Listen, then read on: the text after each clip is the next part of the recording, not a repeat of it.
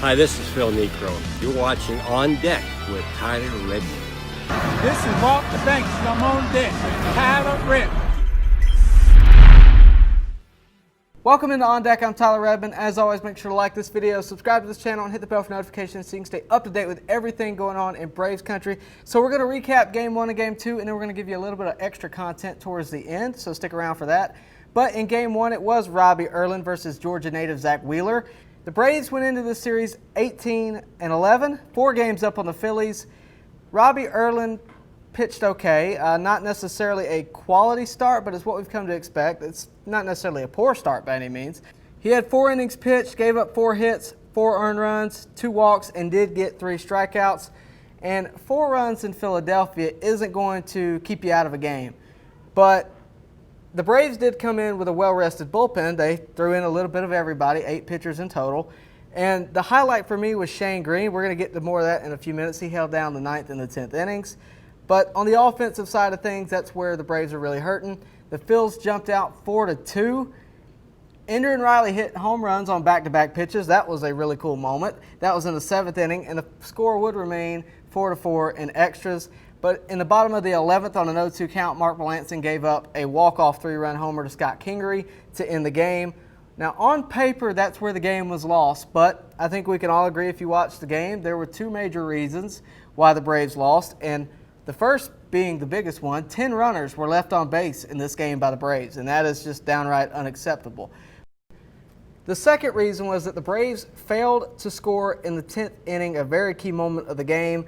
Dansby started off the inning on second base in extras. Freeman, Ozuna, Darno, and Markakis are typically more than enough to bring home a guy on second with no outs. That did not happen. And the other thing, I'm not going to call this a reason for a loss, but we got to talk about the Ender Inciarte call at second base. The call didn't go the Braves' way. Instant replay didn't go the Braves' way. If he's safe, you have runners at second and third. And, I mean, just look at this picture. To me, it's fairly obvious what the call should have been, but obviously him being out changed the game there, and the Braves couldn't bring home a run in the 11th inning. Let's move on to Game 2. It was Josh Tomlin versus Zach Eflin, and the Phillies jumped out to a 4-0 lead over the Braves. The lone run for the Braves in this game was a Johan Camargo mammoth homer, a 442-foot shot. That snapped an 0-16 stretch for Camargo, and it was the longest home run of his career. The Braves always give you a finish. The tying run was at the plate at the bottom of the 9th. But the game ended on a screaming line drive to first base by Markakis. That was flagged down by Rhys Hoskins. 4-1 would be the final score, and the Phillies win the series already. 4-1 would be the final score. The Phillies win the series, and Tomlin just had a tough luck loss there. Virtually no offensive support in this game. So here are the takeaways. 2 games given up to the Phillies. We went into the series 4 games up on them, and now we are only 2 games up on them. Tomorrow we can make it 3, or we can only be 1 game up on Philadelphia. The Braves are still in first place, but the Phillies are getting ever closer. So that's all I got to say about that. We need to talk about Shane Greene. If you've been following me long enough, you know I'm a Shane Greene fan. I was high on him even when he was in Detroit. I wanted him in Atlanta. He ended up landing here in Atlanta, and he got off to a rocky start when he first came, if you'll remember. But this season he looks great. Dude's got a sub-1 ERA with 15 innings pitched, and he looked great yesterday. 2 scoreless innings pitched by him. I predict he'll be closing games pretty soon for the Braves going into the postseason, and I'm all for it. He looks really good. But moving on to Austin Riley. I told you a week ago that Riley was starting to heat up, and looks like I'm right so far. Batting .360 in the past 7 games with a couple of homers. Looking great for Austin. Really good to see out of him. He's pretty much hit or miss. Right now he's hitting on it really well. So I'm going to go ahead and link Austin and Johan together. They've been lumped together since last year, and they both got off to a terrible start this year. And it appears to me that Brian Snitker was trying to let them both hit out of the slumps that they were in. That approach seems to have worked for Riley. His stats are really good as of late.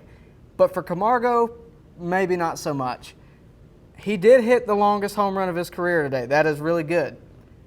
But so far in 2020, he's hitting 177, and he was 0 for 16 coming into today. In the last 7 games, he's hitting 130 compared to Riley, who's hitting 360. We'll see how much of a leash he has going forward. Obviously, with Albies out at the moment, it causes some fill-in spots. I get that. And Ozzie returning soon may fix this entire issue itself. But there is a thought in Braves country that I tend to agree with, and that is that Charlie Culberson and Adeiny Hechavarria deserve a spot there, or one or the other, to take the spot as a utility lead. The Braves have depth. Why not use it? So far, Culberson has 7 at-bats, and we're halfway through the season. That, to me, is a crazy number for somebody that's proven like Charlie. When you have a guy hitting like Camargo, it boggles the mind why you wouldn't use somebody else. Give somebody else a shot. Be more competitive, because the best way, to get a guy motivated is to bench him. And I think we're at that point. That brings me to the trade deadline.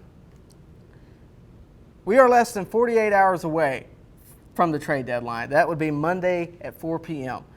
I think we all have to remember that we are getting Ozzie Albies back soon, and that's going to feel like picking up a major player at the deadline because, 1, he's such a spark, and 2, he's a great offensive player. Also, remember Cole Hamels is lurking. We haven't heard very much about him this year, and I think that's intentional. I think that's just to keep all the teams that want to trade with the Braves kind of in the dark. But I would imagine that we're going to be pretty aggressive at the deadline. If you remember last year, we needed bullpen help, and we went and got it. Boy, did we go and get it. I think this year, obviously, we need starting pitching. I think AA is going to be very aggressive at the deadline and go get not 1 starting pitcher, but 2. But it is going to cost us something. Maybe it costs us somebody like a Drew Waters or somebody like Williams Contreras or even a Kyle Muller. My sources are telling me that Ian Anderson, Pache, and Langoliers are very unlikely to move. They're pretty much untouchable. But a team may have interest in someone like a Camargo, someone like an Ender. But those 2 guys are not going to be enough to bring in some starting pitching. They're just not. It's going to cost a Camargo and a Kyle Muller, or an Ender and a Contreras. It's going to cost something big from the Braves out of the farm. But another thing to watch for, 2 weeks after the deadline, 40-man rosters are set all the way through the postseason.